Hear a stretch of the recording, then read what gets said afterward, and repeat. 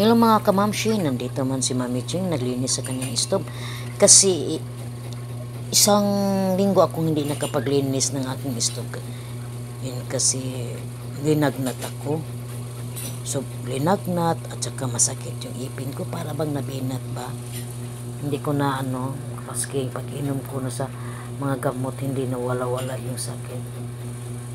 Din tapos ngayon na maayos na ang pakiramdam ko, okay na yun, naglinis ako kasi yung apo ko maglinis sa kusina, hindi yung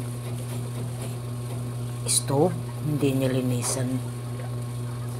Kadalasan niyang linisan yung mga plato lang, kaldero hindi niya malilinisan. Ngayon ko lang linisan, at saka yung mga mga frying pan ko, kaldero ko, ngayon ko lang na linisan na maayos.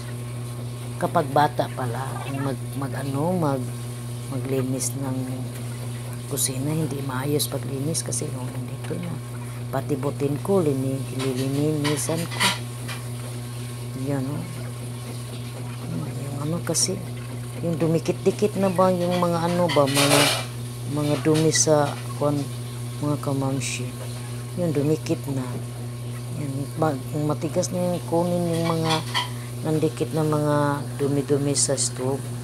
Tagal ako na pati yung nasa isa butin ko, kasi meron akong butin pang reserva kapag wala na akong LPG. Ngayon na naubusan ako ng LPG, magamit ko na ang butin, kaya linis ko. Yung ginawa ko yan, naglaban ng ano dyan, yung mga pagpunas sa stove ko. Ganito ang gawain ko araw-araw. Yung apo ko, maasahan ko man sa pagluto ng bigas, kanin, basta mga prito-prito lang, pwede siya makaluto. Kagaya ng hotdog, itlog, at saka yung ham, yung mga ba, easy to cook lang.